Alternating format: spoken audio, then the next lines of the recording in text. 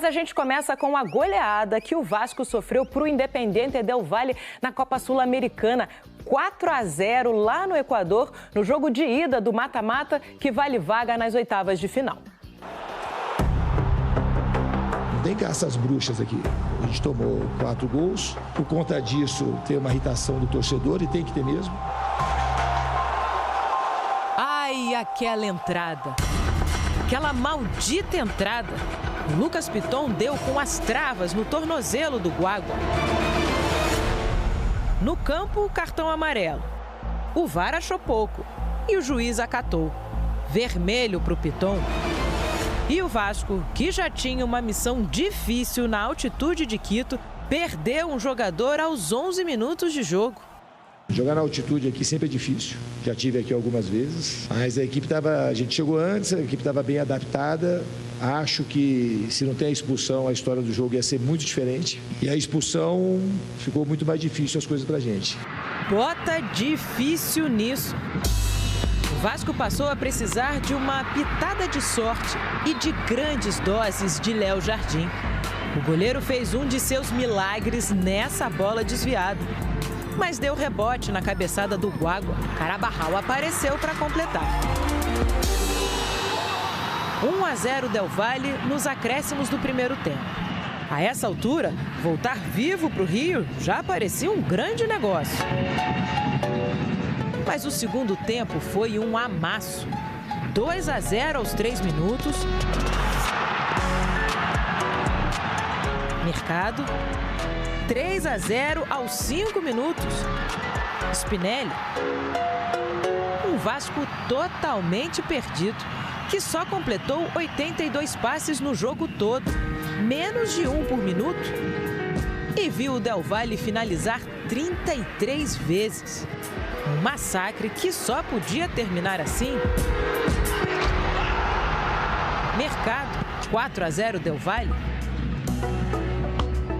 Quer dizer, podia terminar bem pior. O quinto gol só não saiu porque o Spinelli estava um pouquinho adiantado. E porque o Léo Jardim apareceu de novo. Pegou o pênalti do Casares aos 45. Sim, é aquele Casares, ex-Fluminense, Atlético Mineiro. Fim de jogo, 4-0 Del Valle. Segunda goleada sofrida pelo Vasco na Sul-Americana. Os 4-1 sofridos contra o Puerto Cabello, na Venezuela, já pareciam distantes.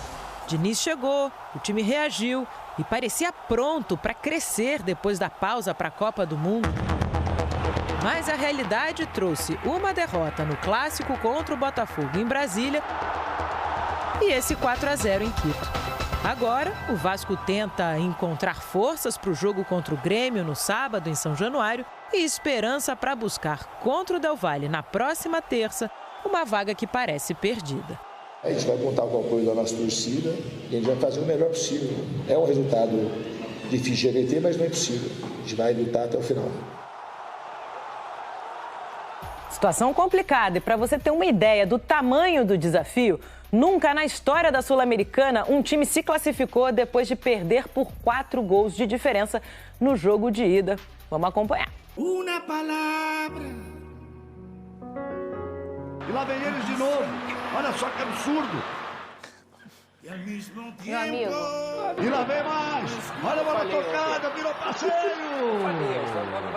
Pedrosa, pô, você tava otimista? Não tava. Pedrosa, você tava borocochô ontem. O que é, Pedrosa, que tá acontecendo? De graça, até injeção na testa, Pedrosa. Gente, eu conheço o Clube de Regatas Vasco da Gama. O Vasco jogou contra o Melgar na altitude, que é um time infinitamente pior do que o Independente del Valle, e tomou um empate. Esse grupo de jogadores, que repito aqui, tecnicamente falando, nem é dos piores, talvez seja o melhorzinho aí dos últimos 5 anos. Esse grupo de jogadores, ele é acostumado a dar vexame. E a gente vai lembrar, desde o ano passado, lá, quando o Vasco foi humilhado pelo Nova Iguaçu, aí depois o Vasco foi humilhado pelo Flamengo, humilhado pelo Criciúma, humilhado nessa temporada pro Vitória. Lembra que o Vitória virou um jogo com 1 a mais? O Vasco foi humilhado pelo Melgar, humilhado pelo Puerto Cabello, que é uma equipe que é semiprofissional na Venezuela. É um time que está acostumado a dar vexame. Então, tudo que acontece, como aconteceu ontem, não me surpreende. Eu achei que ia ser 4 a 0? Claro que não. Eu achava que o Vasco ia ter condições de vencer o jogo lá? Não tinha. Tanto que eu falei aqui, a missão do Vasco no Equador é não perder. Essa é a principal missão do Vasco da Gama, ou perder de pouco, que aí você consegue trazer o jogo para São Januário. Agora, acabou. O Vasco está eliminado da Copa Sul-Americana por conta, principalmente, da expulsão do senhor Lucas Piton, que foi completamente imprudente naquele momento ali. Depois, das falhas vergonhosas, corriqueiras e costumeiras de Hugo Moura e João Vitor, que não deveriam mais ser titulares do Vasco da Gama. Os dois têm que sentar no banquinho. E o Lucas Piton também, caso o Leandrinho esteja bem, porque o Vitor Luiz não. O Leandrinho esteja bem, coloca o Lucas Piton no banco de reservas. O Vasco tem que mudar o perfil desses jogadores. É uma vergonha o que aconteceu ontem, é mais um vexame, é mais uma partida ridícula, é mais uma partida que faz o torcedor do Vasco cada vez mais desgostar do time. E a grande verdade é que se esse perfil não mudar, se essa diretoria também não acordar, presidente Pedrinho, acorda.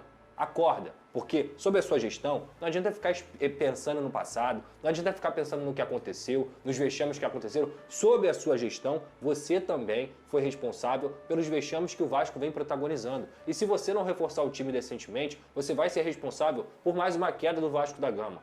Não tenha ego, não tenha vaidade. Entenda que, fora de campo a gente está tentando fazer um trabalho. Se você não está olhando o campo, uma coisa que eu sempre te respeitei pelas suas opiniões, pelos seus comentários e tudo mais, se você não está olhando o campo, acorda para a vida. Chega de olhar Instagram para bloquear os outros, chega de ficar de vaidade, chega de ego, você tem que pensar exclusivamente no Vasco. Larga o Instagram, pensa no Vasco, vamos começar a contratar jogadores, porque se continuar dessa forma, o Vasco vai continuar virando chacota. Hoje o Vasco é chacota, essa que é a verdade. O rival, a gente brinca aqui, mas não tem nem mais graça.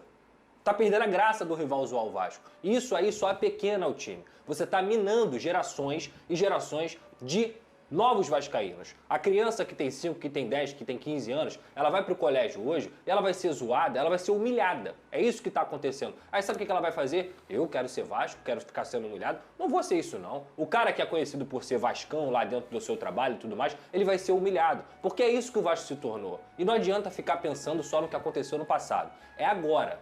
Esses jogadores, o técnico Fernando Diniz, o presidente Pedrinho, o senhor Carlos Amodeu, o diretor Felipe, são responsáveis diretos pelo que está acontecendo agora. Se vocês não acordarem, vocês vão acabar de enterrar um clube que já está na lama. Então, cara, cansativo. Vini Casagrande, vamos... Família vascaína, o que está acontecendo com o Vasco é uma vergonha. Não dá mais. Fora Pedrinho, fora Felipe, o Vasco tem que ter uma mudança gigantesca. Tem que sair todo mundo e tem que trazer todo mundo novo. Essa que é a verdade. Pessoas novas, pessoas que querem ganhar, pessoas que querem tirar o Vasco dessa situação. Não dá mais. Não dá mais. Chega. Chega. O torcedor do Vasco está envergonhado. Está sendo humilhado. Não tem mais graça rir do Vasco. Não tem. As pessoas estão tendo pena do Vasco. Olha que vergonha. Olha que vergonha que o Vasco virou. Não só dessa gestão, mas das outras gestões também. Sabe? Diretoria que nunca pensou no clube. O Vasco tá virando chacota ano após ano. Isso tem que acabar. A gente viu o Botafogo aí comprando o John Textor. Já ganhou o Campeonato Brasileiro, já ganhou o Libertadores. É um time respeitado. Quem vai comprar o Vasco? Temos que, assim, pedir, né? Pelo amor de Deus, para alguém contratar o Vasco. Um cara que seja lá de fora, muito rico, para chegar aqui e contratar o Vasco. Caso contrário, não dá. Não dá. O Vasco é uma vergonha. O Vasco virou chacota. Então, assim, isso é uma vergonha. Isso é uma vergonha. Muitos torcedores pedindo a saída do Pedrinho. Eu concordo. Chega de ligar só para Instagram, Pedrinho. Chega, vocês têm que ligar pro Vasco. Vocês têm que pensar no Vasco, não ficar pensando em Instagram. Isso é uma vergonha. Vocês concordam, família vascaína? Deixa aqui nos comentários pra gente estar debatendo sobre esse grande assunto. Eu tô indo nessa. Fiquem com Deus e até a próxima.